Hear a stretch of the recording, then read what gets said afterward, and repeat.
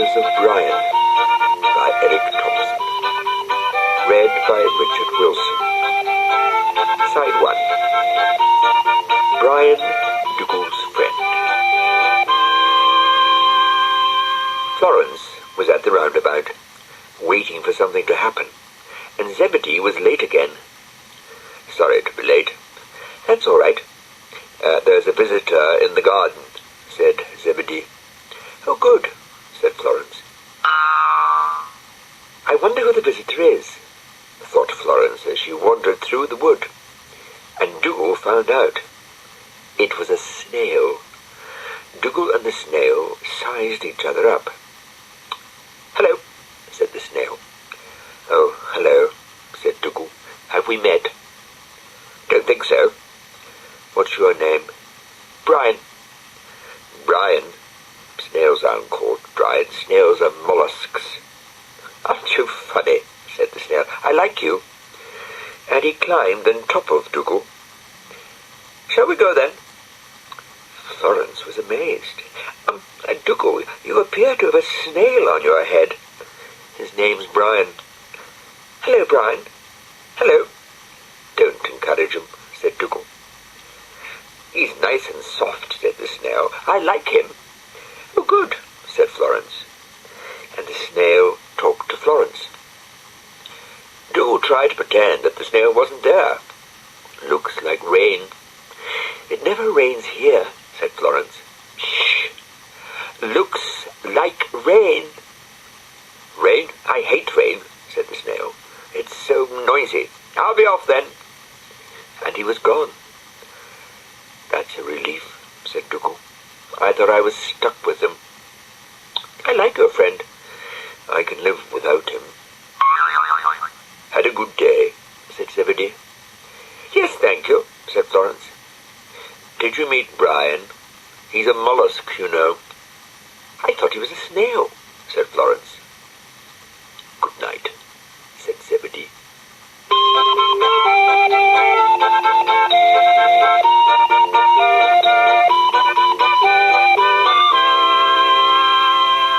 The Imposter. Florence was at the roundabout watching Zebedee bong about, as he was wont to do.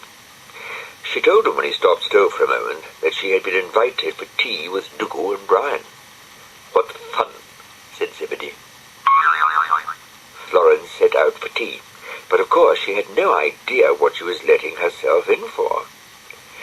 "We've only got 1 cup, Dougal, old mate," said Brian. "Only 1 cup? How can we have tea with only 1 cup?" "We could take turns or use straws." "I don't think that would be very refined." What do you suggest then, Dougal, with your mighty and powerful brain?" "Oh, I've gone off the whole idea. 1 cup isn't enough for 3, and I'm rather particular with whom I share."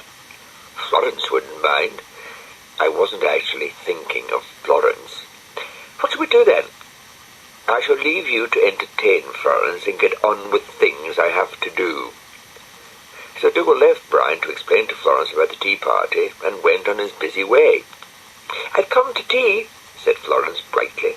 "Where's Dougal?" "You mean where's the tea?" And Brian tried to explain about there being no cups and Dougal going off and all that. "I don't know what he's doing."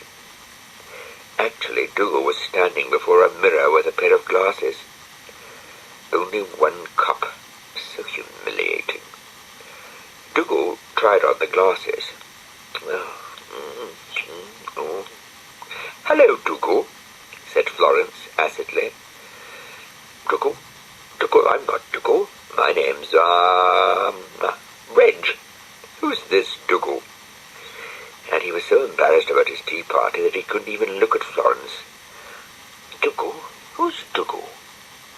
"Oh, I am sorry," said Florence. "I thought you were a friend of mine called Dougal. He invited me to tea, you know, and I was just looking for him. I wanted to give him some sugar. Dougal just loves sugar." And Dougal did not know what to do. He wanted the sugar very much. Finally he said very quietly, "I'm Dougal." "Oh, no, you're not Dougal. Dougal is much prettier than you." I am,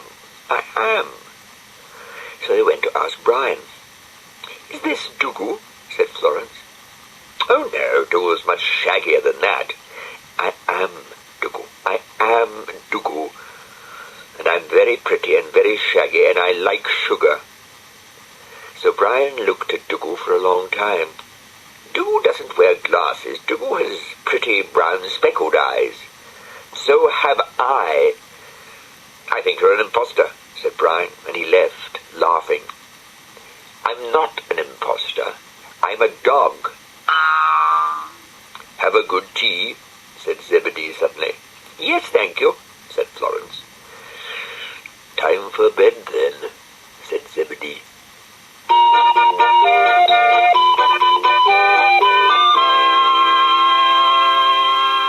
New Horizons. Dougal was thinking, "I must get away from it all." "All of what?" said Brian. "All of you. I want to explore new sights, new experiences, new horizons, new friends. Now we're going to be all hurt, I suppose. I'm not hurt. Don't care. Don't care was made to care." "Well, send us a postcard," said Brian, crying. "See if we care." Oh dear, I wonder if Columbus had this trouble. Well. Brian was very unhappy. Who am I going to fight with? And he rushed through the garden, telling everyone Dougal was leaving. Meanwhile, Florence was meeting Zebedee. "Dougal's leaving," said Zebedee. "Dougal's what?" said Florence. "Halt!" said Ermentrude. "I beg your pardon," said Dougal. "What's all this? What do you think you've come as?" "Customs." Dougal showed his garden passport. "No good." "What do you mean, no good?" "Out of date." "I'll have to get it stamped, I suppose." "Really?" Dougal then encountered another snag as Brian drove up in a car. "What's all this, then?" Dougal demanded. "Customs," said Brian. "May I see your passport, please?" "I'm just going to get it." "I shall have to inspect your luggage, sir." Brian drew a deep breath. "Ooh, can't have this. Can't take sure out of the country. Oh, this means trouble."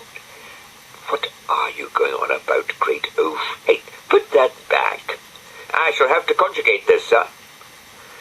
Dougal felt thwarted, but try as he might, he couldn't get past the customs gate. Just then, Florence arrived.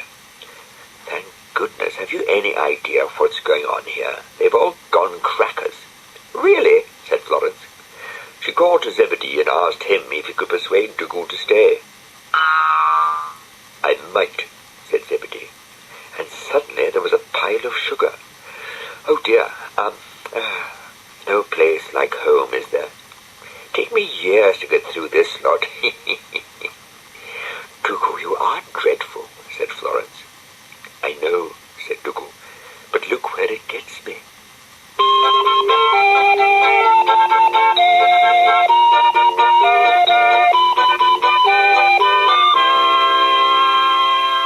Brian's voice. Florence called to Zebedee, who arrived. "Hello," said Florence, spinning. "Hello," said Zebedee, laughing. "I feel energetic." "Do you? So, what shall I do?" "Go to the garden, perhaps." "Yes," said Florence. "I thought you might," said Zebedee. Dougal was waiting. "What shall we do?" said Florence. "Do? Well, do you want to sort some sugar?" "No, thank you. It doesn't appeal." "Well, what do you want to do?" "I don't know." "Do you want to chase a few snails? Can be fun." "No, thank you." "Music?" "No." "Perhaps you'd like me to stand on my head and sing Annie Laurie?" "No, I don't think so." "Well, I wouldn't have anyway." "Any other ideas?" said Florence. "No, I haven't." "Yes, I have. We could pick some pretty witty flowers," said Dougal. "What a good idea! How clever of you to think of it." And she left, picking flowers as she went. Why don't I keep my mouth shut? Look at me. Constance Spry rides again. Did you know you got a mouthful of flowers? Said Brian, laughing. I suppose you think that's... Dougal took the flowers out of his mouth. Funny. Well, it's not something you see every day, is it? A dog with a mouthful of daisies. What are you doing, Brian? Said Florence. I'm going about my lawful business, spreading joy and delight. Old Harry seems a bit upset. What's the matter with him? No one written to him lately? Really, Brian? Dougal was maintaining his dignity. I trust you've stopped hobnobbing with snails, he said, leaving. Meanwhile, in another part of the garden, 2 willow trees were doing a bit of weeping. Oh, woe! Oh, woe! Oh, woe! They said together. Brian couldn't stand it and retreated into his shell. Come out, said Florence. Whoa, said the trees. Florence was worried, and so was Dougal, and so was Brian. It's very sad. Well, they shouldn't be weeping willows if they can't stand the strain, said Dougal. And this made the trees stop crying. Down with dogs. What was that? Said Florence. They're saying, down with dogs, said Brian innocently. Down with dogs. Whoa! Whoa! You really must try to cheer up, said Florence.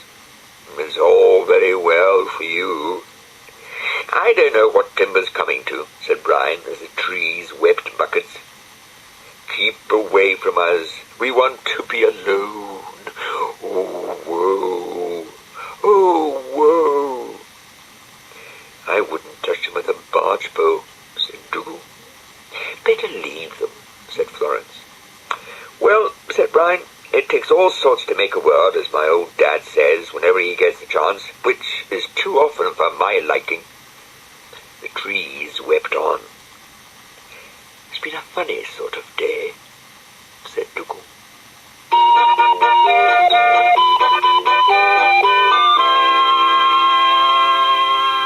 Dougal's experiment. Mr. Rusty was looking at the moon through his telescope.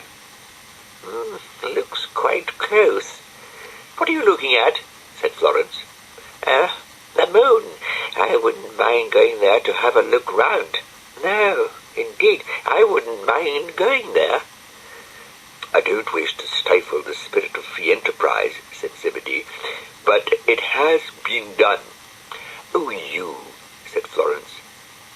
In the garden, Florence couldn't find Dougal anywhere, so she asked Brian.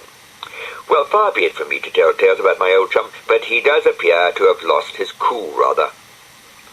Whatever do you mean? He's flipped. Flipped? Take to understand English. I thought I was making myself abundantly clear. Our shaggy friend has gone dotty. Oh, is that all? I thought it was something serious. Brian laughed. He's over here. Of course, I'm only joking, really. I know. Dougal did appear to be up to something unusual, to say the least. Now, let me see. The square on the hypotenuse equals the volume of Archimedes minus the square root of Pythagoras, which gives us a grand total of 7.5, except on Thursdays, which have 31. Yes? What are you doing, Dougal? Said Florence. Isn't it obvious? No, said Brian. Nothing's obvious to you, great oaf. I don't suppose you could even spell geometry, which is what I'm concerning myself with at the moment. I am conducting an experiment in dimensions. Of the moon, said Florence. Moon?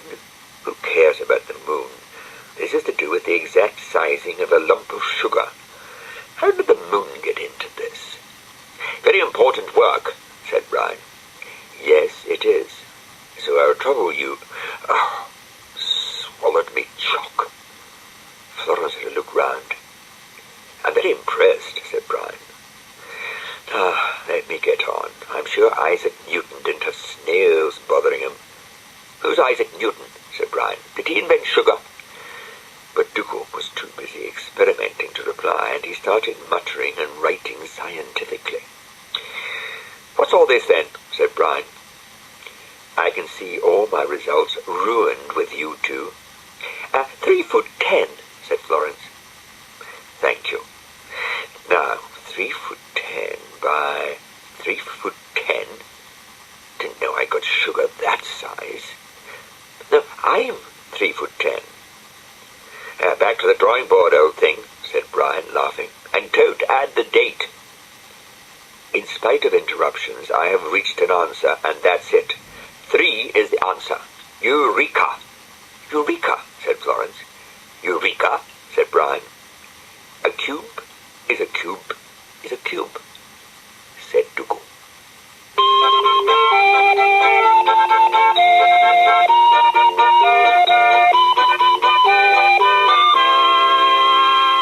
The Black Flower. Mr. Rusty was reading a book when Florence arrived. "Hello," she said loudly. "I can hear you. I'm only reading. I'm not asleep. Sorry. Very interesting book, all about a black primrose. Ever seen one? Never.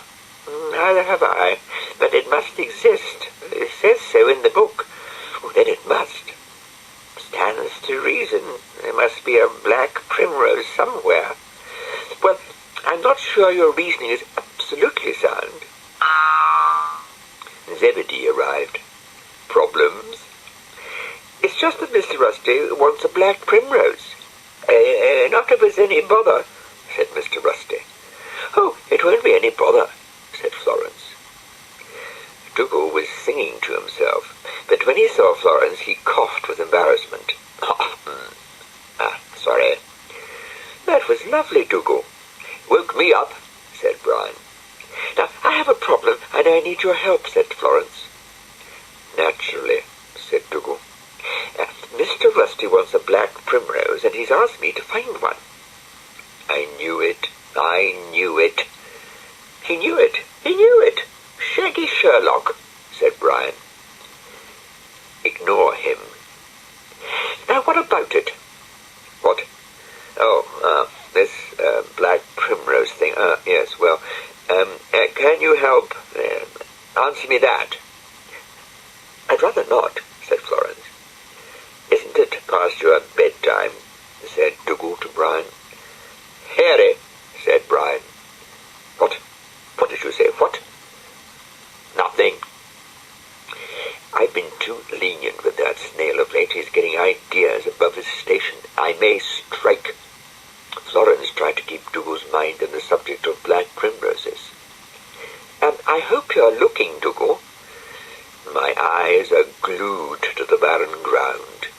"Oh, you," said Florence. Then she had a sudden thought. "I've had a sudden thought. Perhaps they grow on trees, in which case we'll need a ladder." Fortunately, there was a ladder to hand, and Dougal lifted it up on his head. "Better humor her, I suppose. Enjoying it, are you?" "I am," said Florence. They came to a likely tree. "This is ridiculous," said Dougal. But it wasn't, because there was the flower. Dougal had some sugar for strength. You don't, of course, expect me to go up there." "Well, yes, I do." So Dougal went up. "I shall want danger money, you know. This is madness. Madness." And meanwhile, Brian had found a black flower of his own. What? "Yes, what?" said Florence. "I thought you wanted a black primrose, so I made you one, out of lettuce," said Brian. "Oof. Well, if that's the way you feel, I'll eat it." "My nerves are a jangle. I may never recover." "Careful," said Florence, holding the ladder. "Now she tells me." Dougal dropped the flower. Florence picked it up, and they took it to show Mr. McHenry. "Look what we've got," said Florence. I'll put it with the others." "Others?" "Yes," said Mr. McHenry. "Flowers get lonely up trees, like people."